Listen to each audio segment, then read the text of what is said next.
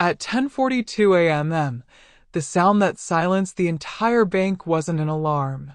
It was the quiet beep of a debit card being declined for 183.47. I still remember the way my father looked at the payment terminal. Not embarrassed. Not angry. Just tired. His weathered hands rested calmly on the counter while the cashier apologized for something that wasn't her fault. "I'm sorry, sir," she said softly. "The transaction didn't go through." The words echoed louder than they should have. My father nodded with the same dignity he had carried through 41 years of working construction before retirement. "Would you mind trying it one more time?" She smiled politely and inserted the card again. Another beep. Declined. The line behind us grew restless. I stood beside him without saying a word. The bank smelled of fresh coffee and polished wood. Ceiling fans hummed overhead, fighting the heavy summer heat that followed everyone inside. Through the front windows, sunlight stretched across the marble floor, making everything seem brighter than it felt. Then came the laughter.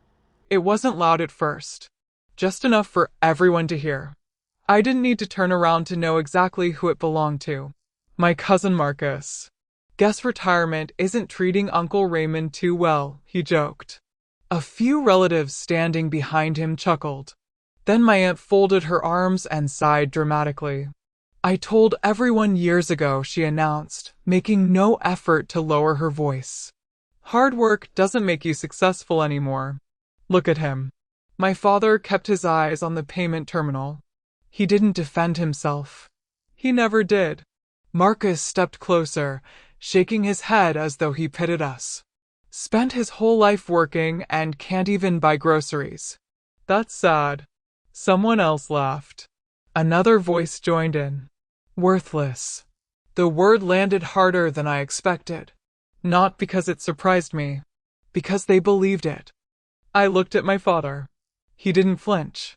His shoulders remained straight. His breathing stayed slow. That quiet strength was something I had admired my entire life, even when I was too young to understand its cost. I reached into my purse. "I'll cover it." He gently placed his hand over mine before I could remove my wallet. "No," he whispered. "Not today." His voice was calm, almost peaceful. That confused me, because I knew something everyone else in that room didn't. My father wasn't worried about 183.47, and neither was I. Marcus laughed again. "Still too proud to accept help?" My mother shook her head from across the lobby. "Raymond, you've always been stubborn. Maybe if you'd listened to the family instead of trying to do everything your own way, you wouldn't be standing here like this." I watched strangers glance between us. Some looked uncomfortable. Others looked entertained. No one knew the history hiding behind those cruel words. They saw an old man with a declined card. I saw the man who worked double shifts so I could graduate law school without debt. The man who quietly skipped meals when money was tight but somehow convinced me he wasn't hungry. The man who never missed one of my graduations, even when his knees hurt so badly he could barely climb the stairs. They saw failure. I saw sacrifice. Marcus leaned against the counter. "You know what your problem was, Uncle Raymond?" My father looked at him politely. "You believed loyalty mattered." Marcus smirked. "Money matters." Silence settled over the lobby. I could almost hear my own heartbeat. They thought they were winning. What they didn't know was that my father had spent years protecting something that couldn't be measured by a balance on a screen. Something far more valuable than any checking account. The cashier looked helpless. "I'm really sorry." "It's all right," my father replied with a warm smile. "You've done nothing wrong." Then something changed. Out of the corner of my eye, I noticed movement behind the offices. The bank manager had been watching everything. His expression wasn't one of sympathy. It was recognition. He glanced at my father, then toward a secured filing room before checking his watch. Exactly 10:43 a.m. Without saying a single word, He straightened his jacket and walked briskly toward us. My relatives never noticed. They were too busy laughing. They laughed because they thought the bank account was empty. They never asked why the bank manager suddenly stood up. If you had asked my family when our story began to fall apart, they would have pointed to the morning inside that bank. They would have been wrong. The truth was buried years earlier, hidden beneath holiday dinners, forced smiles, and carefully rehearsed compliments that were never meant for me. By the time my father's debit card was declined, the betrayal had already been growing for decades. That morning simply gave it an audience. I grew up believing that love had to be earned. Not because my father ever said those words, but because every decision inside our home seemed to prove them. My father, Raymond Brooks, believed a family's duty was to sacrifice without keeping score. If a cousin needed rent, he wrote the check. If an uncle needed surgery, he emptied another savings account. When relatives lost jobs, they lived under our roof until they recovered. He never complained. He simply worked longer hours. Even after retiring, he found ways to help everyone else before helping himself. Looking back now, I realize generosity was his greatest strength, but it also became the weakness others learned to exploit. My mother saw things differently. To her, appearances were everything. She believed respect belonged to whoever looked the most successful, drove the nicest car, or received the loudest applause at family gatherings. Love inside our home was rarely unconditional. It was distributed like awards at a ceremony. And my sister Danielle collected nearly all of them. Danielle was lighter skinned than I was, and from childhood the comparisons were impossible to ignore. Danielle photographs better. Danielle has the prettier smile. Danielle carries herself like a lady. Each sentence sounded harmless by itself. Together, they built a wall between us. When I earned academic awards, my mother called them expected. When Danielle finished an ordinary project, it became the family's biggest celebration of the year. I learned early that excellence would never be enough if someone else fit the image they preferred. So I stopped chasing approval. I chased discipline instead. Law school became my escape. While everyone else measured success through appearances, I measured it through contracts, statutes, negotiations, and long nights inside quiet libraries. Every case I won reminded me that facts never cared about popularity. Eventually, I became a corporate attorney representing businesses in complex commercial disputes. My clients trusted preparation more than personality, and that suited me perfectly. My family rarely acknowledged any of it. Danielle usually laughed whenever someone mentioned my career. "Naomi just reads paperwork all day," she once said over dinner. "Real money comes from building companies." Then she smiled toward her husband. Ethan Collins accepted the compliment as though he had rehearsed the moment. He was confident, polished, and always perfectly dressed. Investors admired him. Local newspapers praised his charitable donations. Family members treated him like the man who had rescued Danielle from an ordinary life. I watched more than I spoke. Years in corporate law had trained me to notice details others ignored. Financial statements that changed without explanation. Property transfers completed unusually fast. Investment partnerships that seemed profitable on paper, but strangely inconsistent underneath. Nothing proved fraud. Not yet. But every inconsistency deserved another question. What they didn't know was that I had quietly started asking those questions months before anyone realized Ethan's business empire deserved closer examination. The deeper I looked, the more unusual everything became. Certain signatures appeared identical across unrelated documents. Asset valuations shifted dramatically between filings. Ownership interests moved through shell companies with remarkable speed. Each discovery was small. Together, they formed a pattern. Patterns matter, especially in law. I never confronted Ethan. People reveal more when they believe no one suspects them. Then life forced me into one final conversation that changed everything. Judge Harold Bennett had been my mentor since my first year practicing law. He taught me that patience often defeats power because arrogance almost always speaks before wisdom does. When I visited him during his final days, his office still smelled of old leather books and polished oak. He looked weaker than I had ever seen him, yet his eyes remained sharp.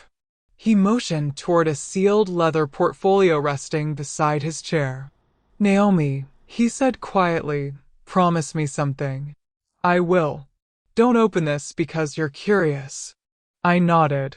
"Open it only when your family finally shows you exactly who they are." I looked at the portfolio. "What is inside?" A faint smile crossed his face. "The truth doesn't help until people are ready to expose themselves." I wanted another answer. He simply closed his eyes. Our conversation drifted toward ordinary memories before I quietly left his home with the sealed portfolio beneath my arm. I never opened it. Not that day. Not that week. Not even after his funeral. Instead, I placed it inside my office safe and returned to work.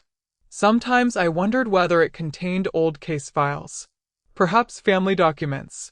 Maybe letters he never had time to send. I refused to guess. A promise is still a promise when no one is watching. Then came the morning at the bank. The laughter. The insults. The word worthless. Standing beside my father while our relatives celebrated his humiliation, I finally understood what Judge Bennett had meant. My family had revealed exactly who they were. That evening, after locking my office door, I walked toward the safe. For the first time, I entered the combination. For the first time, I lifted the worn leather portfolio into my hands. It felt heavier than paper should. I broke the seal. Inside that envelope wasn't an inheritance. It was a weapon. I left my parents' house at 9:18 p.m., but the conversation followed me all the way to my office. Every red traffic light gave another cruel sentence room to echo inside my mind. Danielle's laugh. My mother's disappointed expression. Ethan's polished smile that always appeared after he had quietly insulted someone. My father's silence. That was the part that hurt the most. He never defended himself anymore. And he never defended me. By the time I unlocked my office door, the city skyline had become a sea of scattered lights against a black sky. The reception area was empty. The cleaning crew had already finished. Only the faint hum of the air conditioning disturbed the silence. I placed my briefcase on my desk and looked at the digital clock. 12:07 a.m. For years I had convinced myself that if I worked harder, achieved more, or remained patient long enough, my family would eventually see me differently. I thought another promotion would earn respect. Another courtroom victory would earn approval. Another sacrifice would finally make me enough. I had been negotiating with people who never intended to honor the agreement. That realization settled over me more heavily than any legal file I had ever carried. I removed my suit jacket and draped it across the chair beside my desk. My reflection stared back from the dark office window. I looked successful, confident, composed. Yet behind those calm eyes lived a daughter who had spent most of her life asking one impossible question. Why wasn't I enough? The answer finally arrived. It had never been about me. Some people only appreciate what supports their version of the family story. I had never fit that version. Danielle had. She represented appearances. I represented uncomfortable truth. The difference suddenly became liberating. Tears gathered in my eyes, but they never fell. Instead, I closed them and took one slow breath. Then another. Something inside me quietly shifted. The daughter who kept asking for acceptance finally stepped aside. The attorney remained. Attorneys do not argue with emotion. They organize evidence. They establish timelines. They let facts speak louder than outrage. That night, I decided I would never again waste energy defending myself against people committed to misunderstanding me. I walked toward the wall safe hidden behind a framed diploma. The keypad illuminated beneath my fingertips. One digit, then another. The heavy steel door unlocked with a soft mechanical click. Inside rested the worn leather portfolio Judge Harold Bennett had entrusted to me months earlier. Dust covered the corners. My promise had kept it sealed. Until now. I carried it to my desk and ran my fingers across the faded leather. His initials were still pressed into the cover. H.B. For a long moment, I simply stared. His voice returned to me as clearly as if he were standing beside me. Open it only when your family finally shows you who they truly are. They have, I whispered. I carefully broke the wax seal. The scent of aged paper and leather drifted into the room. Inside were neatly organized folders secured with handwritten tabs. Nothing looked dramatic. No hidden cash. No dramatic farewell letter. Only documents. Exactly the kind of treasure a lawyer understands. I opened the first folder. Across the top appeared the words, Brooks Family Irrevocable Trust. My pulse slowed instead of racing. Years in corporate law had trained me to stay calm whenever paperwork became important. I turned the first page, then the second, then the third. Every document carried notarized signatures. Every amendment referenced legitimate filings.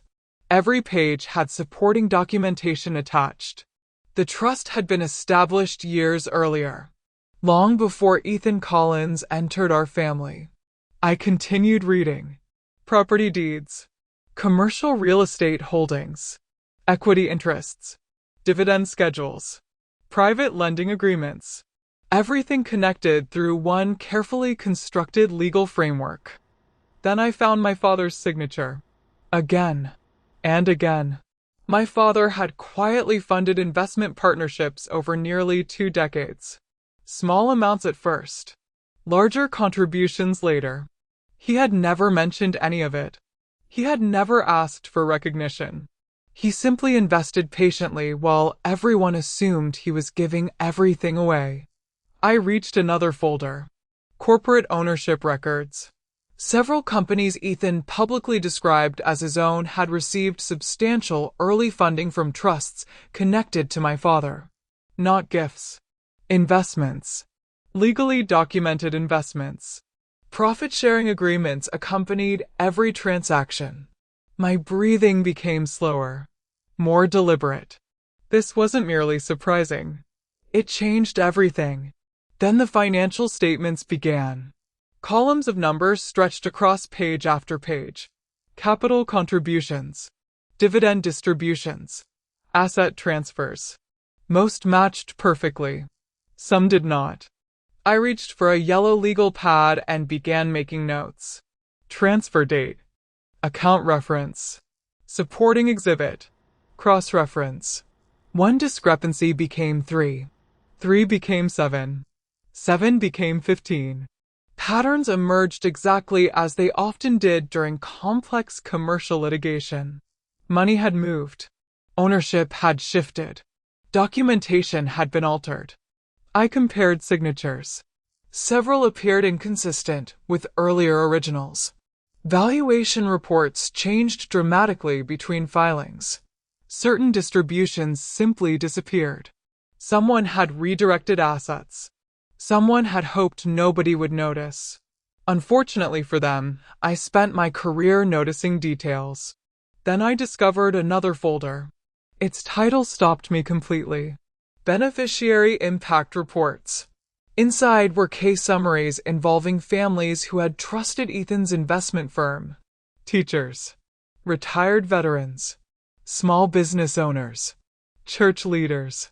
Most of them were Black families trying to preserve generational wealth they had spent decades building. Several had lost retirement savings. Others had transferred property into investment partnerships that never produced the promised returns. Everything had been documented. Every meeting, every transfer, every complaint. Judge Bennett hadn't collected rumors. He had preserved evidence. I leaned back in my chair and looked toward the ceiling. The room felt colder than before. Not because I feared what I had discovered, because I understood the responsibility now resting in front of me. This was never about proving Ethan dishonest. It was about protecting people who had believed him, including my father. They had absolutely no idea the truth already existed inside carefully organized legal files. What they didn't know was that every false statement Ethan continued making only strengthened the evidence weighting against him. I checked the time. 2:41 a.m. Most people would have gone home. I opened my laptop instead. A new encrypted case file appeared on the screen. I titled it simply, Collins Documentation. From that moment forward, every suspicious conversation received a timestamp. Every financial record received verification. Every property filing received comparison. Every public statement received supporting evidence. I stopped arguing. I stopped explaining. I stopped defending myself. Silence became strategy. Observation became protection. Documentation became power. When dawn finally painted the skyline with pale shades of gold, I closed the final folder and locked Judge Bennett's portfolio inside my office safe once again. This time, I wasn't protecting secrets. I was protecting evidence. And for the first time in my life, silence became my greatest advantage. 3 weeks after the morning at the bank, my family gathered at an upscale country club to celebrate Ethan Collins' latest business acquisition. According to the invitation, the evening honored his purchase of a regional commercial development company valued at $18.6 million. To everyone in that ballroom, Ethan was the definition of success. To me, he was a man standing on a foundation that was beginning to crack beneath his polished shoes. The ballroom glowed beneath crystal chandeliers. Soft jazz floated through the room while servers carried silver trays filled with sparkling glasses and expensive appetizers. The scent of roasted herbs and fresh flowers lingered in the cool air. My father arrived wearing the same navy suit he had owned for years. It had been carefully pressed. His shoes were polished. His posture remained proud. No amount of expensive surroundings could make him feel smaller. Yet my family tried anyway. Danielle greeted us with a smile that never reached her eyes. "I'm surprised you both came," she said, glancing toward my father before looking back at me. "I figured events like this might make some people uncomfortable." My father simply smiled. "I'm happy to celebrate family." Her expression tightened. Kindness always confused people who expected anger. My mother walked over carrying a glass of white wine. She kissed Danielle's cheek before barely acknowledging me. "Ethan has worked incredibly hard for this," she announced loudly enough for nearby guests to hear. "Some people build businesses. Others just criticize them." The comment was aimed directly at me. I answered with the same calm voice I used inside courtrooms. "I always admire honest success." Ethan appeared beside Danielle, adjusting the cuffs of his tailored tuxedo. "There she is," he said with a confident grin. "Our favorite attorney." He extended his hand. I shook it. His grip was firm. His confidence even stronger. "So," he continued, "how's life reviewing contracts all day?" "I enjoy solving complicated problems." He laughed. "Attorneys don't build wealth, Naomi." Several guests chuckled politely. "They just clean up after businessmen like me." I held his gaze. "Sometimes." He leaned closer. "But only successful businessmen." The room filled with quiet laughter again. They believed I had lost the exchange. They had absolutely no idea I had already stopped measuring victory through conversations. Evidence always outlasts opinions. Dinner began shortly afterward. Speeches followed. Investors praised Ethan's vision. Business partners described him as a financial genius. Community leaders thanked him for creating jobs. Every compliment sounded rehearsed. Every applause echoed longer than necessary. Across the room, my father quietly ate his meal without interrupting anyone. Marcus eventually wandered over. "Uncle Raymond," he said, smiling with obvious amusement, "you must be proud watching Ethan accomplish everything." "I am proud whenever someone succeeds, honestly." Marcus laughed. "Still giving life lessons?" My father simply returned to his meal. Watching him remain calm reminded me why I refuse to lose control. Strength does not always sound loud. Sometimes it sounds like restraint. Meanwhile, my work continued far away from that ballroom. The following Monday at 8:15 a.m., I arrived at my office before sunrise. A secure conference room had already been prepared. No family photographs decorated those walls. Only legal files, labeled binders, digital evidence, carefully organized timelines. One by one, professionals entered the room. Federal financial auditors, banking compliance investigators, independent forensic accountants, trust administrators responsible for overseeing fiduciary obligations. Each person received only the information relevant to their authority. No speculation. No emotional arguments. Only documented facts. I placed certified copies onto the conference table. "These records indicate multiple ownership discrepancies," I explained calmly. One investigator adjusted his glasses. "Have the original filings been preserved?" "Every available filing." "What about supporting transfers?" I slid another folder toward him. "Wire confirmations, recorded deeds, shareholder amendments, and notarized trust documents." He slowly nodded. "This is remarkably organized." I expected these questions. Preparation leaves very little room for panic. Over the following days, additional records arrived. Property assessments, historical tax filings, investment agreements, corporate resolutions. Every document strengthened the timeline. Every signature received independent comparison. Some matched perfectly. Others did not. The inconsistencies became impossible to ignore. Yet I remained patient. Legal strategy rewards discipline. At 11:06 a.m. one Thursday morning, my office phone rang. The caller identified himself immediately. "This is Michael Reynolds from First Heritage Bank." The bank manager. I recognized his calm voice from the morning my father's card had been declined. "I've completed everything you requested," he said. "Were the archived records located?" "Every one of them." "And certified?" "Certified, authenticated, and prepared for release under proper legal authorization." I thanked him. He paused before ending the call. "Your father never asked for recognition." "I know. He protected more people than most of them realize." "I know that too." After we ended the conversation, I sat quietly for several moments. My father had spent decades protecting others. Now it was my turn. Meanwhile, Ethan continued speaking publicly about integrity and leadership. Every interview, every celebration, every speech, he unknowingly strengthened the case against himself. What they didn't know was that public statements become valuable evidence when they contradict documented financial records. Another family dinner arrived that weekend.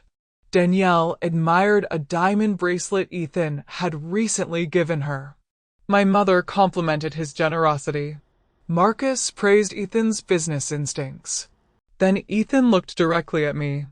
"I heard you've been asking questions about my companies." I smiled politely. "I ask questions for a living." He leaned back confidently. "Be careful where curiosity takes you." "I usually am." His smile disappeared. "You should remember something." I waited. No judge in this state would ever choose your word over mine. The room became quiet. Everyone watched me. I reached for my glass of water before answering. "They won't have to." Confusion crossed his face. "What does that mean?" I offered no explanation. Silence unsettled him more than any argument could have. He changed the subject. The conversation moved on. Inside, I recognized something important. For the first time, Ethan wasn't laughing because he understood the situation. He was laughing because he didn't. That difference mattered. As I drove home beneath the city lights, I replayed every conversation from the evening. Every boast, every threat, every careless statement. Each one had earned its place inside my growing case file. They believed they were writing my ending. They were actually signing their own. The invitation described the evening as a celebration of generosity. The irony was almost unbearable.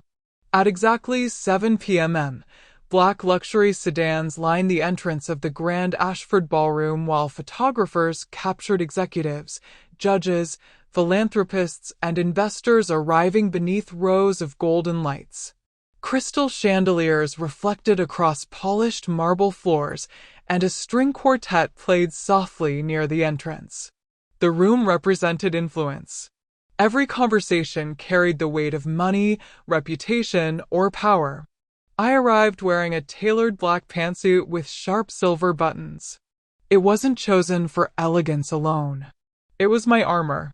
Calm, understated, and impossible to ignore once I entered the room.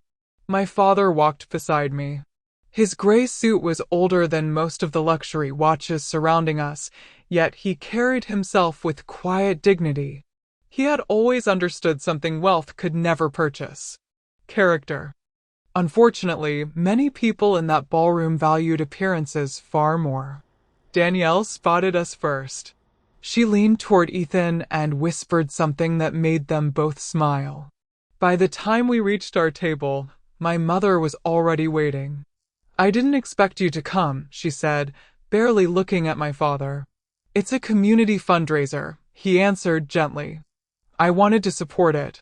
She forced a smile. "Sometimes support comes from staying out of the way." My father simply nodded. Years earlier, those words would have wounded me. That night they simply became another memory. Dinner began promptly at 7:35 p.m. The ballroom settled into respectful silence, while speakers praised local business leaders for their charitable work. Predictably, Ethan Collins became the highlight of the evening. The master of ceremonies welcomed him to the stage. "Ladies and gentlemen, please recognize a visionary entrepreneur whose leadership has transformed communities across our state." Applause erupted. Ethan adjusted his tuxedo jacket before accepting the microphone. He smiled with the confidence of a man who believed every headline written about him. "I've always believed success means lifting others," he began. The audience nodded. "My company has invested millions into neighborhoods others ignored." Another wave of applause followed. From across the ballroom, I watched him carefully. Every sentence sounded polished. Every pause seemed rehearsed. They had absolutely no idea how many of those statements would soon matter. When his speech ended, guests stood to applaud. My mother clapped harder than anyone. Danielle looked around proudly, enjoying every admiring glance directed toward her husband. Then Ethan stepped away from the podium and approached our table. He wasn't finished performing. He rested one hand on the back of my father's chair. "You know," he announced loudly enough for nearby guests to hear, "it's inspiring that people still attend events like this even when they can't contribute financially." Several uncomfortable smiles appeared around nearby tables. My father looked up calmly. "I contribute where I can." Ethan chuckled. "I'm sure you do." Danielle laughed beside him. "Oh, Ethan." My mother shook her head dramatically. "Let's not make tonight awkward." She turned towards several guests. "Please don't mind Raymond. He's always been sentimental." The word carried more insult than sympathy. Marcus joined the conversation moments later. "Uncle Raymond always believed hard work was enough." He shrugged. "The world doesn't work that way anymore." My father remained silent. His hands rested calmly beside his dinner plate. No anger. No embarrassment. Only patience. I never moved. I never defended him. Not because he deserved the insults. Because timing matters. In litigation, speaking too early often weakens the strongest case. Ethan noticed my silence. Naomi, he said confidently, you're unusually quiet tonight. I smiled politely. I'm listening. Good. He lifted his glass. Maybe you'll finally learn how successful people build wealth. A few executives laughed politely. Others exchanged uncertain glances. Something about the conversation had begun making them uncomfortable. Then the ballroom doors opened. The sound wasn't dramatic. Just the quiet click of polished brass handles. A man wearing a dark navy suit stepped inside carrying several sealed leather portfolios. Behind him walked two senior trust administrators and another banking executive. I recognized the first man immediately. Michael Reynolds, the bank manager. He walked calmly across the ballroom. Every step seemed measured. Every eye slowly turned toward him. The room grew quieter with each passing second. He stopped beside our table. Good evening, he said respectfully. Then he looked directly at my father. Mr. Brooks. My father nodded politely. Good evening. I apologize for the interruption. He held one leather portfolio carefully. But this matter concerns the administration of the Brooks Generational Trust. The room froze. Several judges exchanged curious looks. An investment banker lowered his wine glass. Even the musicians stopped playing. Ethan frowned. I'm sorry, he interrupted. There must be some mistake. Mr. Reynolds remained professional. There is no mistake, Mr. Collins. He opened the first portfolio. As trustee representatives requested certified documentation, First Heritage Bank has completed authentication of all original records. My mother looked confused. What trust?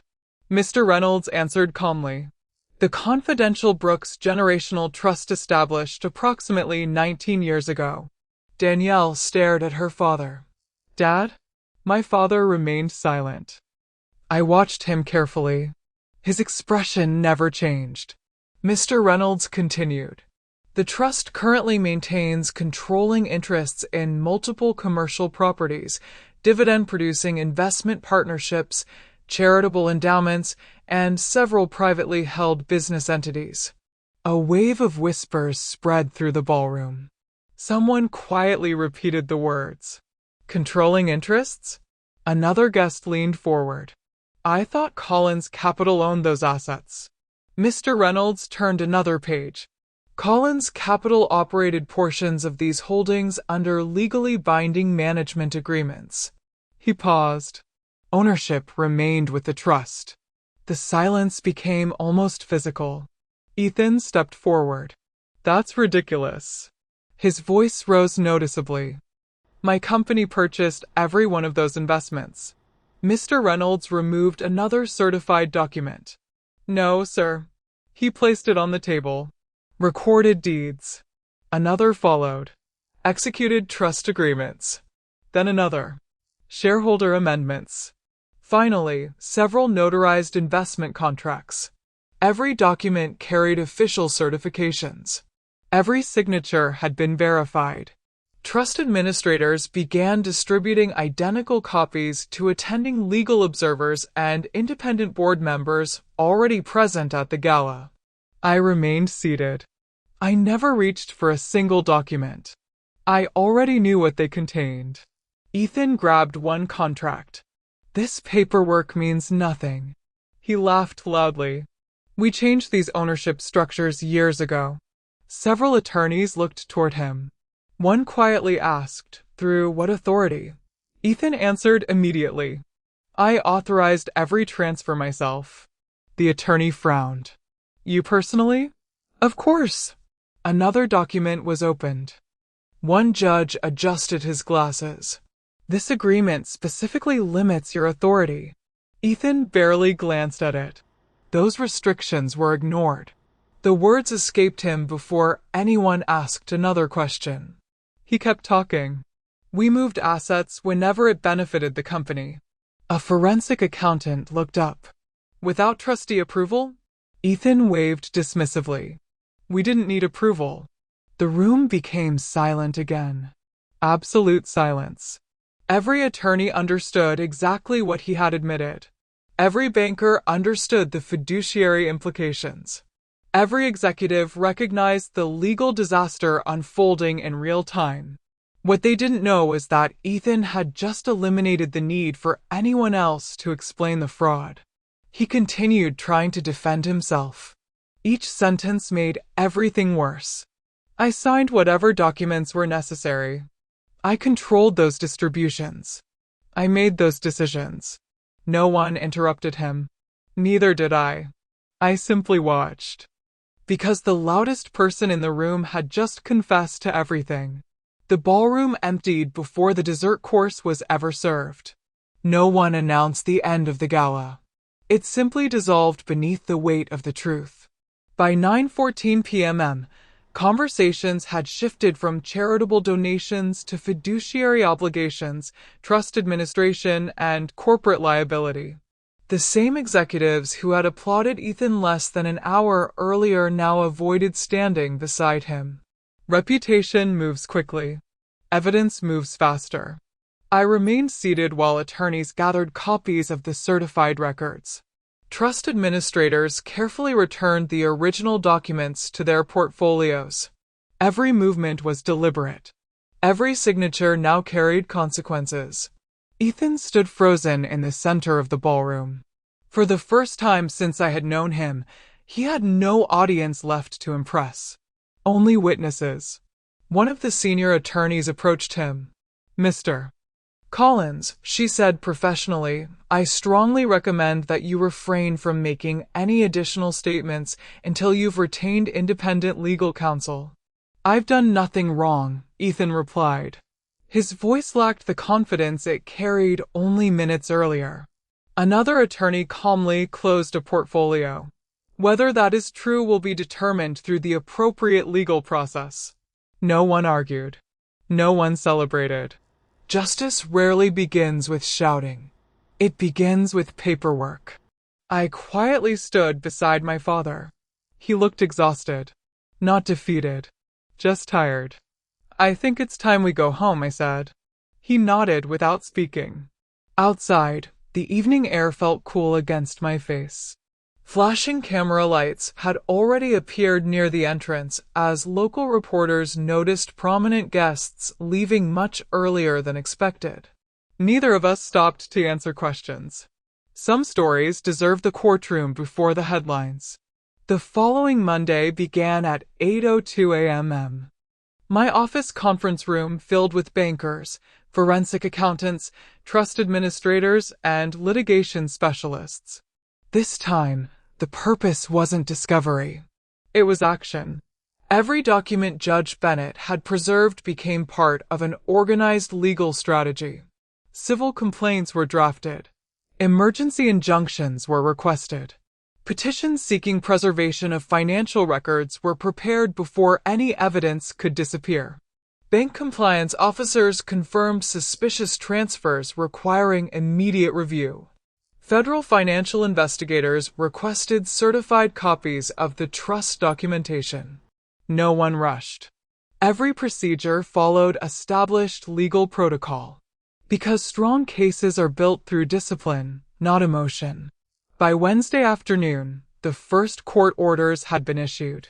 Several financial institutions received instructions to preserve relevant accounts pending investigation.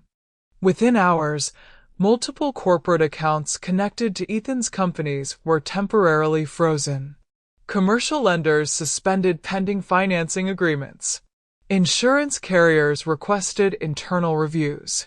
The consequences multiplied quietly, exactly as they should. Investors responded even faster. At 11:37 a.m., one investment group withdrew from a proposed acquisition worth millions. Another partnership announced it was suspending negotiations indefinitely. By Friday morning, 3 board members resigned from Ethan's holding company. The same business community that once admired certainty now valued distance. No one wanted their reputation attached to unanswered financial questions. They had absolutely no idea how much damage arrogance could create in only a few careless sentences. Meanwhile, another process mattered even more to me. The trust administrators began identifying families affected by the unauthorized transfers. Retired teachers, church pastors, small business owners, widows who had invested retirement savings believing Ethan's promises. They weren't numbers inside accounting software. They were people.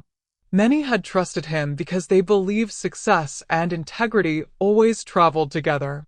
Now restitution plans finally began taking shape. Where funds could legally be recovered, they would be returned. Where property interests remained protected, ownership would be restored. Justice would not erase their pain, but it could prevent their losses from becoming permanent. Late Thursday evening, I visited my father. His small house looked exactly as it always had. Freshly cut grass, a wooden porch swing, the faint smell of coffee drifting through the kitchen window. Some places refuse to change, even after everything else does.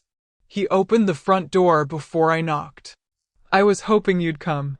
I smiled. "I thought we should talk."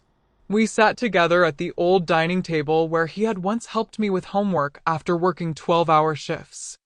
The silence between us felt different now. Peaceful. He slowly placed both hands around his coffee mug. "I know." I looked at him. "I know you've been protecting me." I remained quiet. "I met with the trust administrators today." His eyes lowered toward the table. "They explained everything." He paused for several seconds. "You've been defending my legal interests for months." I nodded once. I wanted the evidence complete before anyone knew. He looked directly at me. There was no pride left to protect. Only honesty. "I'm sorry." The words were almost whispered. "I should have protected you the way you protected me." I said nothing. He continued. "I spent my whole life trying to keep everyone together." His voice cracked slightly. "I kept chasing approval from people who only appreciated what I could give them." He inhaled slowly. "And while I was trying to save everyone else." His eyes filled with regret. "I failed both of my daughters." I reached across the table and gently held his hand. "You never failed me." I allowed comparisons. His shoulders lowered. "I saw how differently your mother treated you." Another pause. I convinced myself it would get better. It didn't. "No." He closed his eyes briefly. "It only taught you that you had to earn love you already deserved." Neither of us spoke for several moments. Sometimes forgiveness begins with silence. Not speeches. Not promises. Just truth. The next afternoon, my mother arrived at my office without an appointment. She looked nothing like the woman who had proudly applauded Ethan during the gala. Her makeup could not hide sleepless nights. Her confidence had disappeared. "Naomi." Her voice trembled. "I made mistakes." I invited her to sit. She remained standing. "I never imagined any of this would happen." I answered honestly. "I know." Tears gathered in her eyes. "Please forgive me. I've always loved you." I believed she meant those words. Love and fairness, however, are not always the same thing. "You loved me," I replied quietly. "But you rewarded someone else." She lowered her head. "I thought I was keeping peace. You were protecting appearances." She covered her face. "I'm asking for another chance." I took a slow breath. "I truly hope you find peace." She looked up hopefully. But some relationships can only heal after accountability. The hope disappeared from her expression. She understood. I wasn't punishing her. I was protecting myself. Danielle reacted differently. Nothing had been her fault. Not according to her. She called 3 times. Then sent messages blaming investigators. Blaming attorneys. blaming jealous investors. Finally, she blamed me. You destroyed my marriage. I answered calmly. No. You wanted this. I documented it. You could have stopped all this. I couldn't stop choices you didn't make. She ended the call without another word. Responsibility remained the one conversation she refused to have. As evening settled outside my office window, I gathered the final files for the day. The legal process would continue for months, perhaps years. But my part had changed. I was no longer fighting to be believed. The truth had already begun speaking for itself. Justice didn't raise its voice. It simply closed the door. 9 months passed before life finally became quiet again. Not because the world forgot what had happened. Because the truth no longer needed my help. For the first time in years, my mornings began without court filings waiting on my desk or investigative reports arriving before sunrise. The constant weight I had carried across my shoulders slowly disappeared, replaced by something I had almost forgotten existed. Peace. It arrived quietly. No applause. No headlines. No celebration. Just ordinary mornings filled with coffee, sunlight, and the comforting silence of knowing I no longer had anything to prove. Justice had already done its work. The legal proceedings continued exactly as they should. Evidence spoke. Facts remained. Opinions faded. That is how real accountability survives. One autumn morning, I received the final court order confirming the largest settlement in the case.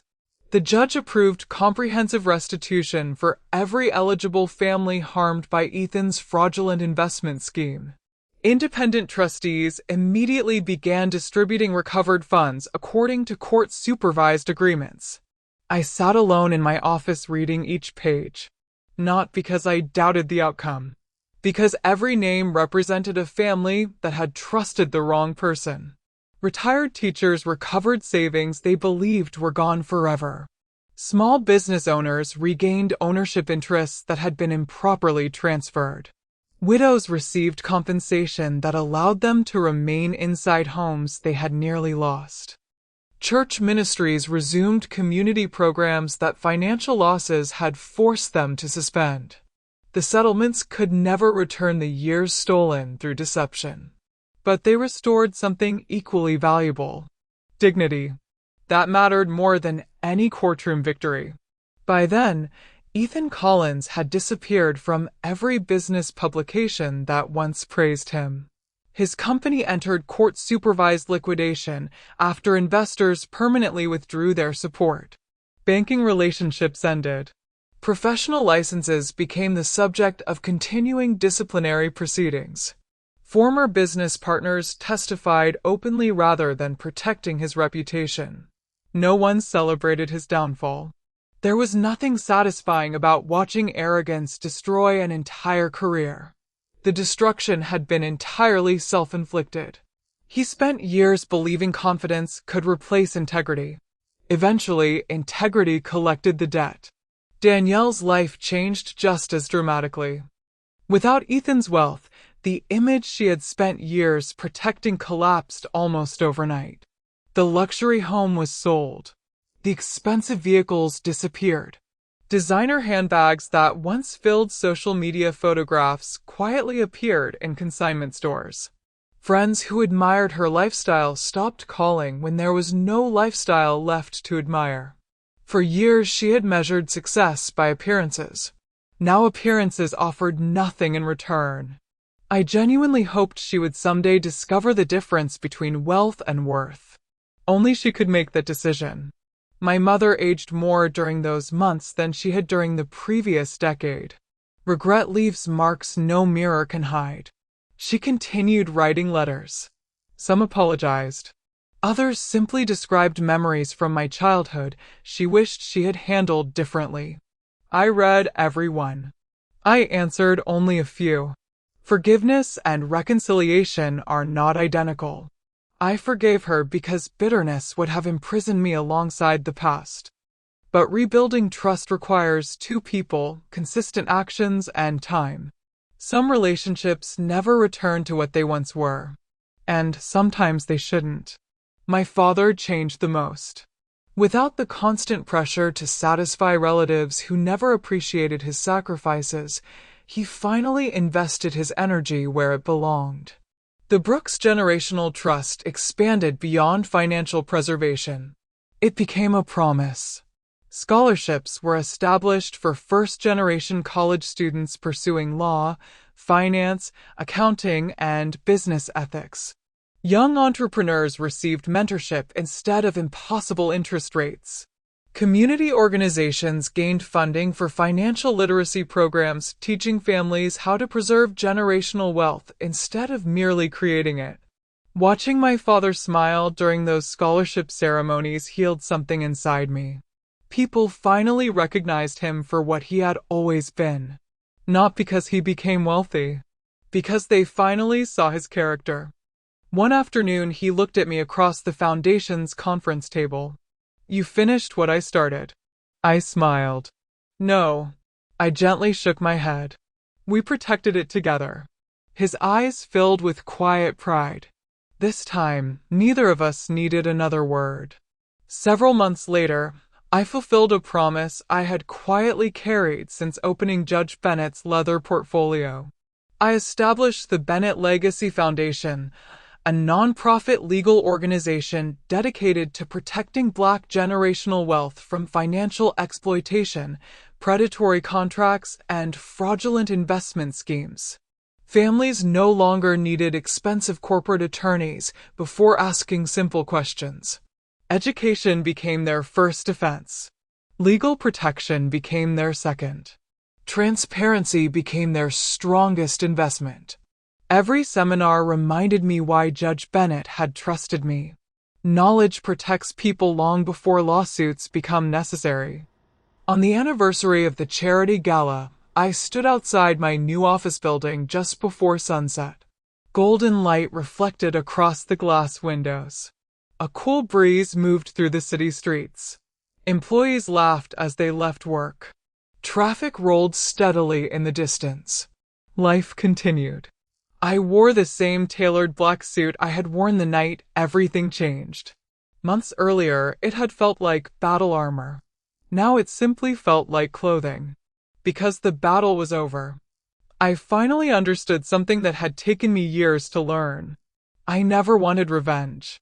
Not really. Revenge keeps your eyes fixed on the people who hurt you. Freedom allows you to look forward instead. That was always the destination. Not humiliation. Not victory. Freedom. I turned toward the future with gratitude instead of anger. Then I thought about everyone listening to my story. Maybe someone watching had been overlooked inside their own family. Maybe someone else had spent years believing love had to be earned. Maybe another father had quietly sacrificed everything while receiving nothing but criticism in return. If that's you, I want you to remember something. If someone only values you when they think you're wealthy, they never respected you to begin with. Protect your peace. Protect your family. Protect your legacy. Because the strongest people don't prove their worth. They let the truth do it for them. They called my father worthless, but in the end, their own greed revealed exactly who had nothing.